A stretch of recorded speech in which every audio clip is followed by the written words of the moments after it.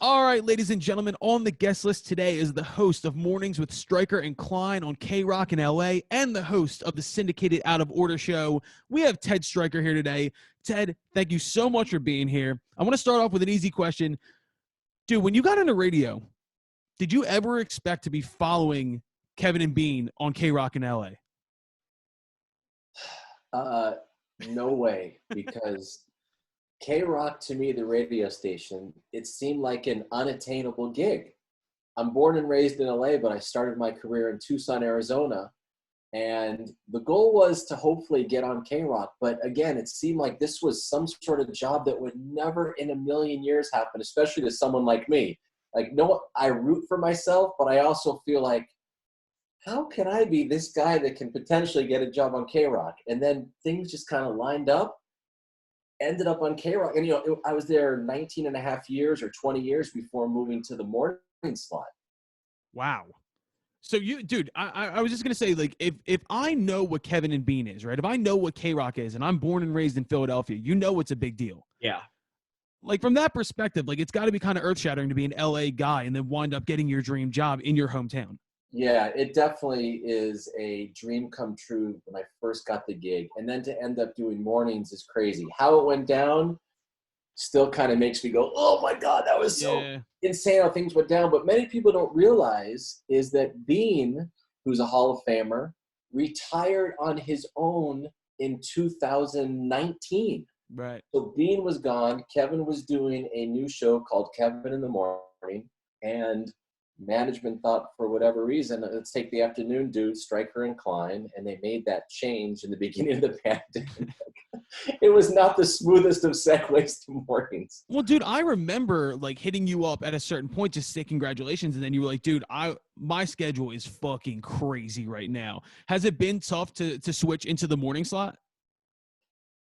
You know, the mental part of it has been tougher than the other parts of it, because when you're the new show and you're replacing, or you're now doing a morning show where there are some very recognizable people, and while I have such, I think, good history on the station and such a fun relationship with the listeners, it was this thing that I don't think I had gone through that mentally, where it's, oh man, it feels like pressure, and I don't want to let people down, and like, who the hell is this guy to do it? But it is it's tough, but in a good way. I like pressure. I like always doing things where there's an opportunity to fail. That's kind of how I tick. It's funny. Like, I go ahead, Dave.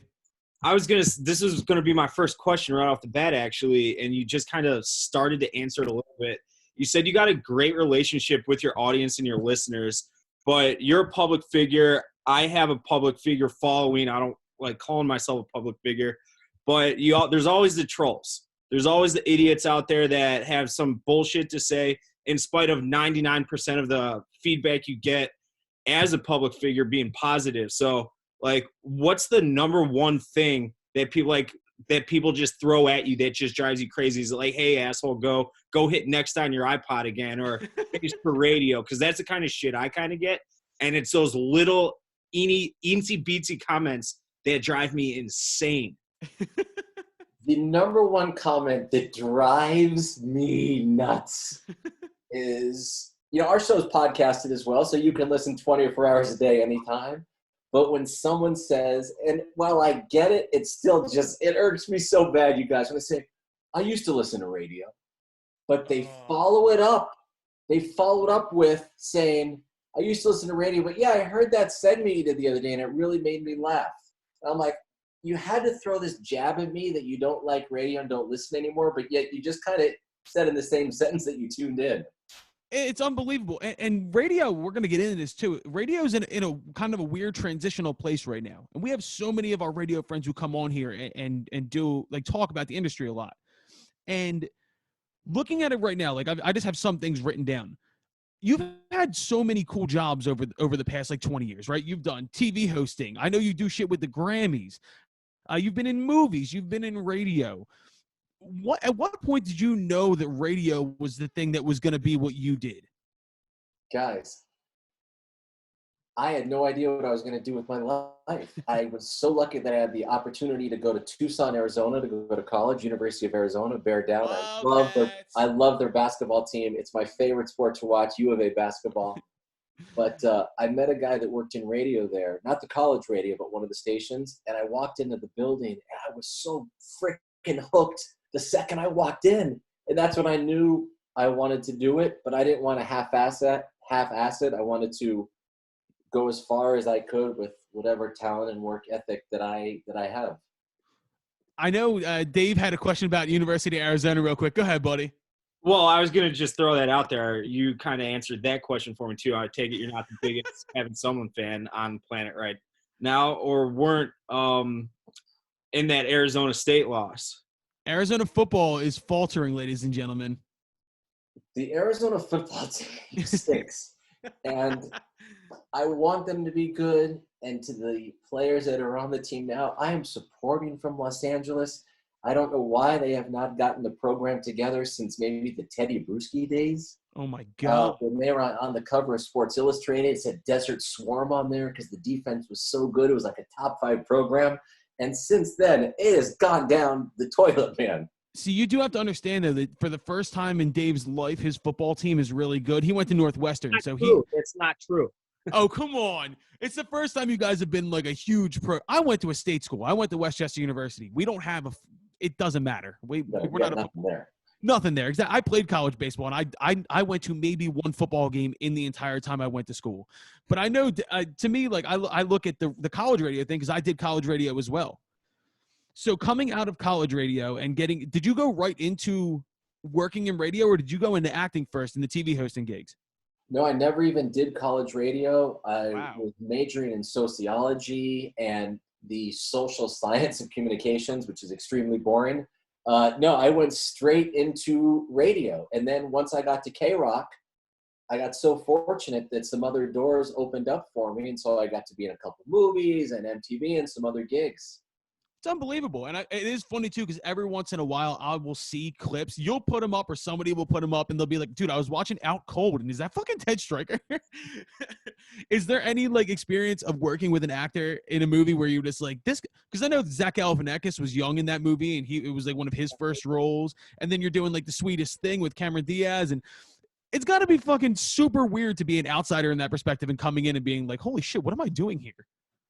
Holy shit is the term. I have never been as nervous in my life as I am when I get so lucky that someone says, sure, you can be in this movie. Because, well, I feel you could put me on any stage with as many cameras on me, interviewing anybody or just talking into a mic. I feel good. The acting, it is really, it is not, even if you have 5 lines, it is not easy. So I go in with a nervous stomach ache every single time. But the Cameron Diaz movie, The Sweetest Thing, like it's just crazy to see them in their element because they are really, really good at what they do.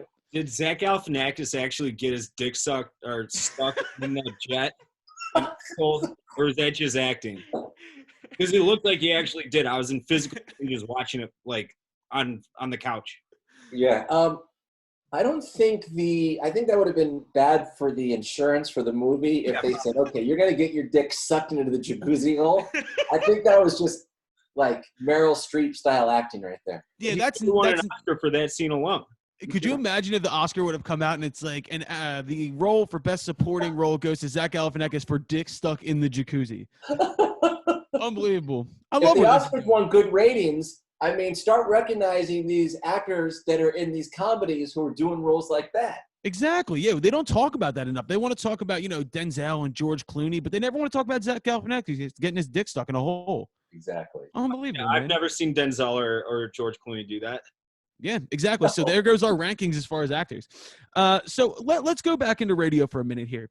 So one thing that's always struck me about you and what you do is as you go up the ladder as an artist and you're reaching out to people in radio, it's tough to get attention, especially with how syndicated things are now and everything. Like there's a lot of corporate things that go on now. You somehow have found a way to continually reach out to young artists or artists that are coming up and give them your platform. And I don't know if that's a question, but I more or less want to say thank you for being so fucking cool. I've been wanting to tell you that for a very long time. Is that like a main goal of yours? It is. Well, I root for people to do well. And what bothers me a little bit, and I'm not saying I hate someone if they are like this, but just there's so many people who say, oh man, in 2001 when I loved System of a Down and Killers in Linkin Park, and then it was like the Strokes, except music stinks now. And I am here to tell those people, no, it does not stink now. At that time, when your brain was starting to grow and you were hanging out with your screwball friends and getting super drunk and going all these shows, that music was there for you. It doesn't mean this music is not great now. And I just love to see, and I know how hard it is, whether you're a comedian or a band or an actor, to get people to recognize you. And if I can be like the super duper smallest part of anyone's success, like less than 1%, but able to give them a spin or a tweet and say, this is why I love this song. And it's not just playing the song, it's how you present it to the world so they can hear your enthusiasm. That's one of my main goals. Yeah. I mean, too, it's such a legitimacy thing for an artist as well. When someone like Ted Stryker will take the time to notice you, whether or not you even realize what you're doing, but you're giving people a little pep, a little bit of a benchmark that they've hit. And I think that's because we have friends that you support, The Orphan, the Poet, guys like that. And those are friends of ours. And when I actually told them that you were doing this, and they were like, dude, that's so fucking cool. I love Ted. But what catches your attention? Because part of this podcast, right, is that we are also teaching Dave to become a rock star. Dave is also learning to play the guitar, and he's going to play a show with us next year when shows come back. What is it about certain bands or certain artists that catches your eye? Oh, man, that is a great question. Thank you. What catches my eye, and also say what catches my ear, it is just like the sound of a song, both lyrically and musically. And then what inspires me, which is maybe different from others, I love to hear the story of how this person got there, even if nobody's ever heard of them once in their life. Like, Who is this person? Oh, they're from some town in Indiana that nobody's ever heard of, and they had the guts to put a song on TikTok or on YouTube, and now people are starting to follow them. That's an incredible story. And you wrote these lyrics, you're 19 years. That just blows my mind. It gets me so enthused. It's I love dude, you can see the enthusiasm on your face. It's fucking incredible. Thanks. Thank you. Kind of cherry picking off that, we have this segment that we do every week called Song Stories, where Colin or I will ask who, for instance, Chris Schiff, like, hey, like, when did you record a song? How'd you do it? How long did it take? When did you personally know, like, this song's going to be a hit? Or when did you know that you were just in love with this piece of work that you put out, even if it wasn't going to be a hit? And it's really cool hearing everybody's, like, the variance in everybody's answers. Because we were talking to guys from Aesop Nation a couple weeks back, and they're like, yeah, we threw the song together in, like, 45 minutes. And all of a sudden, it's on every radio station in the country. We couldn't stand hearing it after 10 minutes because it was just thrown down back at our throats so often, and then someone will have the complete opposite. So piggybacking off what you said, like, I couldn't agree more. Like, just the genesis of a song is so cool to me. And as a songwriter, there's nothing that we do enjoy more than telling the stories of how these songs got made. So to hear that people care about that is so fucking cool. And I think, kind of to go off what Dave said, Ted, is there a song you've ever gotten, something that blew up, something that got humongous, that from a ground floor, you got it and you were like, dude, this is going to be fucking huge? Oh, yeah. Give me I can tell you 3 or 4 right off the bat. One Step Closer from Linkin Park had 0 radio play. And I remember I was new to KROQ, and somebody gave me that single on a CD, and I was doing nights at the time. I was filling in for the afternoon host. And I had known of these guys because they were selling out the Roxy and all these local clubs in LA. And One Step Closer on the CD instantly to me was like, this is unbelievable. So I played that. The second is Sugar from System of a Down. Well, many people thought, how can Sugar from System, no one's going to be able to tolerate this crazy. That's literally it. Yeah. I knew instantly. And then 21 Pilots was the third. I was the first one to play that. And I had no idea what they looked like. They had no followers on Twitter. They weren't even on Instagram at the time. I knew instantly. And the last one, thanks to the director of Out Cold, Jack Johnson. Oh, wow. Have you heard Jack Johnson? And I'm like, is he like who is this guy? And he gave me just some demos. And I knew like, wow, the way this guy sings, while it's not like mosh pit music, sweating, Jack Daniels, doing shots, I knew that was going to connect with people. It's funny you said 21 Pilots because we had Wendy Rollins, who, of course, is iHeartRadio all the time. And she said that her biggest find was 21 Pilots, and she saw them with 30 people at a small club in Philadelphia. And right away it was like, these guys are going to sell out arenas. Yep. Wow. Unbelievable. And we've talked a lot about radio and kind of the state of where it is right now. And one thing that, like, in the past year, of course, the syndication has become a big thing. You've become such a big person in the industry, right? Have you had a hard time and this is more of like a personal thing. Has it been hard to connect with an audience that you're not directly in the vicinity of? Is that difficult to talk to a nationwide audience as opposed to just talking to Los Angeles?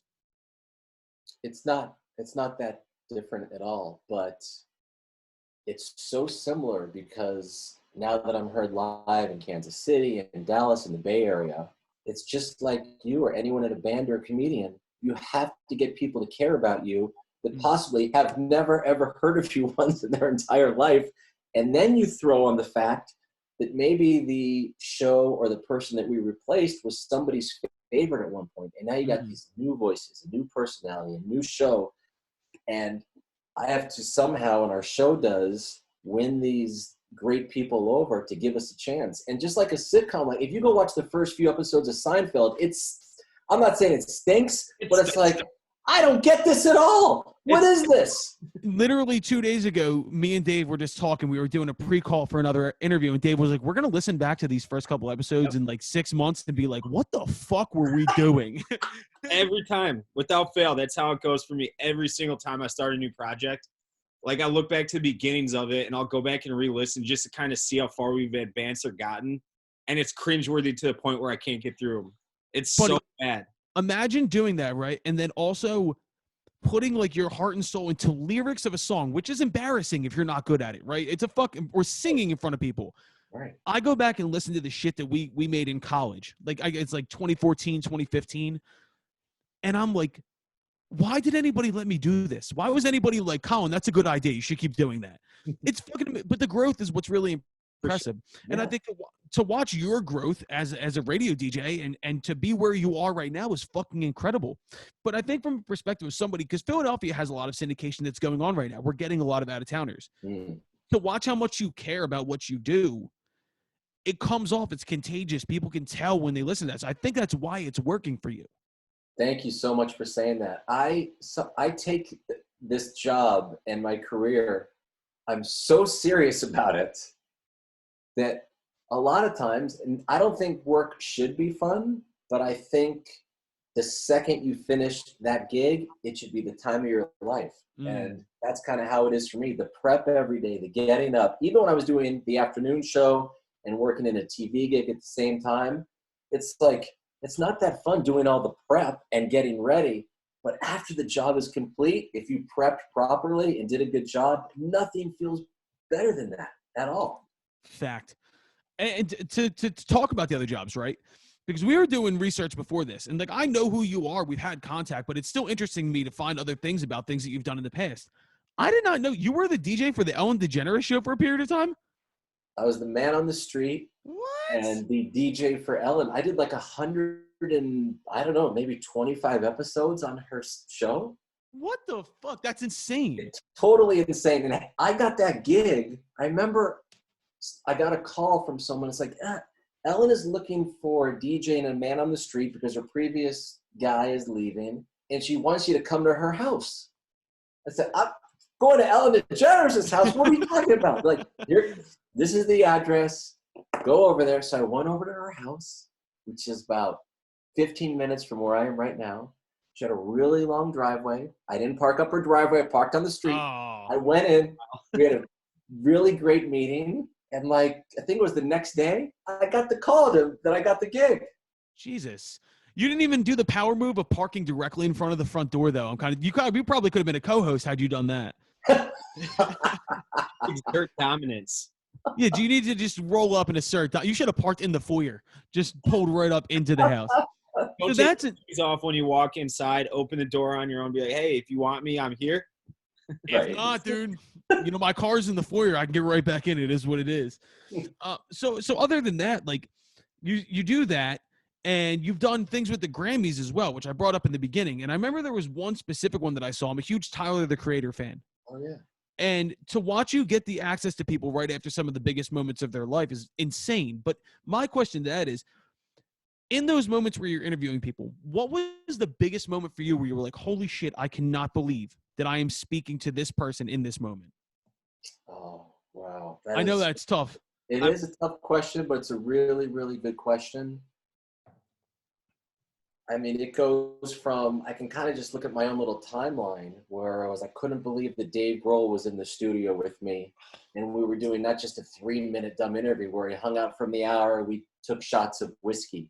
Or when like Incubus came into the studio with their guitars, like, hey, we just want to play a couple songs for you. It's just hanging out with Rick Rubin in an interview with Jay-Z when they came to the radio station. That's probably right at the top of the list. Wow. Yeah. I'm really glad I asked that question because first off, Rick Rubin has an aura around him, right? Like when you walk around, like he is Rick Rubin. That's fucking, and not to mention the fact that you said with Jay-Z, and I went right to Rick Rubin first. Right. Yeah, it was right when Jay-Z's song 99 Problems came out and Rick Rubin produced it. And I think, if I remember correctly, I'm like 97% sure on this, Jay-Z wanted to not necessarily reach out to the so-called rock audience, but he wanted to just be like, hey, I know 100% of you know who I am. I want you to know about me more. So him and Rick came on my show and they did a full hour on KROQ with me. He brought his vodka. We had drinks. It was a really, really fun time. Dude, that's like hearing these stories from behind the scenes are just fucking incredible. By the way, it does not surprise me at all that Dave Grohl was on that list. It seems like we have a real Foo Fighters theme going with this podcast thus far. That's your great white whale, right, Dave? I mean, I don't even want to interview him. Like for a show that I do with Barstool or this show, I want to sit in a dive bar, drink some beers with him, and just lob him questions for like 8 hours. Because I guarantee he's got the best stories of all time. And I think he'd like do that with a bum like me. But I imagine that I want to think that he would, 100%. And I think he would. I mean, the guy has a great track record of being really cool to people. Like he leaves like giant tips for bartenders. He just seems like a really genuine guy. Don't you guys think and find it impressive? Like, how does this guy know every song that was ever created, know every lyric, and can play it anytime on his guitar? Every time I see him pop up, but Dave Grohl's playing this song from 1983, and he's drinking somebody's beer in the crowd at the same time. And even more insane is the fact that he could easily put the guitar down and play the exact same song on the drums too. Right. It's gotta suck to be in a band in a certain situation where you have somebody who is the best at what they do at every single spot in the band. He's just a fucking anomaly, dude. It's unbelievable. Yeah. One segment that we do on the podcast is called "What the Fuck We've Been Listening to." And from the perspective of somebody who's in the industry and it kind of curates a radio station in a certain perspective, what has been piquing your interest recently? Anything new? Let's see here. I think an artist named Kenny Hoopla is very underrated. 100%. I think he is so good. I think he should have been Grammy nominated. Not that being nominated for a Grammy says if you're great or not great, but that dude is awesome. There's this social media star named Chad Tepper who made a song called I Want to Be Your High. I just started listening to that. And it's a really, really, really good song. I also am a big fan of, who's not necessarily new, but maybe new to some people, Grandson is very impressive. I like Grandson a lot. Bishop Briggs, Claro, who has that song called Sophia. She is great. Dylan Cartledge is another artist out there that I like. Foxtrot and the Get Down, this band at a fifth. You know, you should. Yeah, really all the big ones, of course, man. No, and see, that's what I like though, because you have your finger on the pulse of what's going on, and there is a lot of new shit out there. When you say Kenny Hoopla, I know what you're talking about, because he was definitely our biggest pick of like artists that stopped us in our tracks last year when we were going through our segments. And Mike Jones from DC 101 in Washington D.C. He's a DJ over there. He put me on to Kenny Hoopla at a show right for quarantine. Holy shit! It felt like, if you want to say, it felt like 2002 Franz Ferdinand. Like, it gave me that kind of a vibe, like that, like early 2000s vibe. And it excited me. And he's put out some good shit since. He did that song with Travis Barker that I really like. And yeah, Estella, I believe it's called. yeah, that's what it is.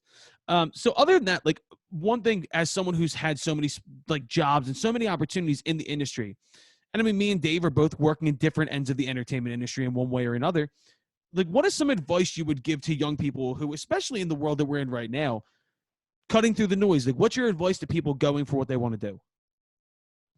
Well, first, what I have noticed about the younger artists is their drive that I see here in 2021 reminds me of the bands between 1998 and 2011, where nothing was going to get in their way. And just because you have one top 20 song, that means you still have to work. I noticed a trend after 2011 with some bands that they had one semi-successful song and they thought that they were just the Beatles all of a sudden, and they didn't get the work in. And now the trend is coming back where it's like they're like a hammer hitting you. Oh, yes, I have 2 million followers. My song is top 10. I'm going back in the studio tomorrow. Oh, this song, you got like this? Well, guess what? I'm not going to go to the beach in Brazil. I'm going to bring you another song. Yep. So my advice is don't take anything for granted. Never be too cool for the room, and work, and find your audience and build off that.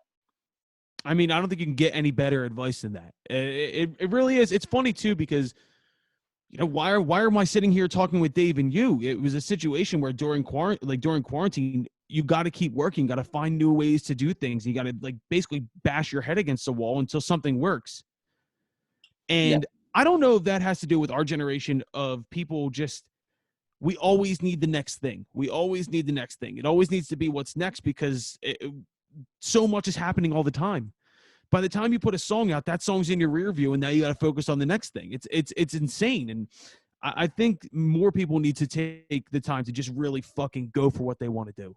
Definitely. And I'm somewhat nervous about when we can go back to shows, because there's going to be so much competition for every single artist, as you know, to get people to get to the show, whether your ticket is $8 or $49, or you're playing to 50 people or 18,000 people. Sadly, so many people have lost their gigs, and those were the people that would have gone to your shows. And what are all these artists going to do? We need to sell the merch and have the great people come to their shows when every band is going to be playing at the exact same time. And it stinks. People just may not have the money to go to these shows. And it's not even, it's that. And then it's also the fact that when shows do come back, they've already kind of released guidelines as to what you're going to have to do to get into a show. And it's necessary. Like, it's something that has to happen, but you have to have the vaccine, or you have to have a test within 72 hours. And some people just aren't honestly going to want to do that. Like, it's just a hassle. So I don't know when this gets back to normal, but I can say from my perspective, I cannot fucking wait to play a show. I really can't. Yeah, man. I really hope that it happens soon, and you can get back out there and play. And I mean, you guys and KROQ puts on such great shows. You guys do your summer series. You do the event right around Christmas. Was it weird this past year not being able to do it? It was so weird because the KROQ Weenie Roast, which is in the summer, and then the Almost Acoustic Christmas in the winter. It's two events that people in Southern California really, really look forward to. And those of us that work at the radio station, it's the highlights of our year. We have all these great bands. We're in front of them. It's the interviews. It's the bonding with the audience. And it was definitely weird. And my fingers are crossed. And I don't know how. I don't know the answers. I don't think anyone does. I just hope we can all get back to it soon. Me too. And Ted, we really thank you for taking the time out today, man. This has been fucking outstanding. Dave, anything else, man? I don't got anything else. I was going to ask if you remember what you were doing on March 26, 2005. Hold on. I love questions like this. March 26th, 2005. So you would have been about early mid-30s. Probably something that I regret now is my guess. I've grown a lot since then. I gotta tell you, I'm not as loony as I was in the 2000 to 2009 range. What the hell was I doing, Dave? I mean, you're gonna know exactly what you were doing as soon as I tell you what. Well, you were watching TV. It was March Madness, and I want to say they were the 3-seed Arizona Wildcats were playing the 1-seed University of Illinois Fighting Illini. Had a 15-point lead. About 2 minutes left. And what happened in that game? Oh, man. Who was the guy in Illinois that hit 3-point? I think his last name may be Williams. Darren Williams and Luther. Darren Williams. Oh, my God. Fucking Why are you throwback. questioning me like this? Dave, you're questioning me. I mean, for the record, I absolutely hate the University of Illinois I'm saying that someone who's lived his entire life in Illinois. But I was 16 years old. I walked out of Buffalo Wild Wings, grabbed my wallet to pay for the tab because I was with a bunch of Illinois fans, walked back in, and they were all of a sudden down 2. And it was just steal 3, turnover 3, steal, and 1. It was the craziest, comeback I've ever seen. So I had to ask you, and I bet you know exactly what you were doing now, right? Yeah, I do. And there are very few things that crush my soul. Arizona, terrible losses like the Wisconsin Elite 8 losses. Yep. That game that you're referring to now with the late 3, those just crush me. I love Arizona basketball. Part of being a sports fan, though, it's no fun rooting for just constant victory. I like being miserable here and there. Not all the time, but here and there. Buddy, I'm a Philadelphia Eagles fan. Misery is what I do. Yeah. Misery is who I am. Well, you guys got a Super Bowl like 2 years ago. Yeah. Now our coach is fired, and we're back to square one. I could start. Oh, my God, about to go off. Real quick, who's your pro team? Are you a Rams guy? No. Well, I'm a Lakers guy. Love the Lakers. Love the LA Dodgers. Mm-hmm. Born and raised here, I don't really have an NFL team. I rooted for the Raiders growing up. I went to a few games at the LA Coliseum. Obviously, they're in Las Vegas now. I can't wait to go to that stadium. Oh, the Black Hole. Huh? The Black Hole. That fucking stadium is awesome. It's awesome, yeah. Can you, when everything is opened up, can you believe imagine the madness that's going to happen in Vegas when the Raiders are playing and how much fun that's going to be? I was just out in Vegas a month ago, and it was madness. It was as close to madness as you can get being in the middle of a pandemic. I mean, it was for the most part normal. But I think about that and visualize that in my head every day. I live in Chicago, and summer is what we do because our winters are awful. I'm looking at 2 feet of snow on the ground right now. And just that first concert at Soldier Field or on the lake at Northerly Islands, it's going to be madness, and I can't wait for it. I cannot wait for it. We need a team to root for. Again, I don't have an NFL team. I should be rooting for the Rams or the Chargers, but there's something about them that I do not love yet. There's just not LA. I feel like that's probably similar to or the same for most people out in LA, right? Yeah. Look, whoever wins a Super Bowl first, you jump on that bandwagon and ride it as long as you can. That's the move right there. All right, Ted, thank you so much for being here today, man. Everybody in LA, tune in to Stryker and Klein. I'm sure you already do. Catch the syndicated Out of Order show weekends. It's Saturday and Sunday, right? It's Saturday and Sunday on a radio station near you, and the Stryker and Klein show you can find on Apple Music or radio.com. Ted, it's been a fucking pleasure, man. We'll see you soon, all right? See you soon. Thank you guys so much for having me. That was awesome.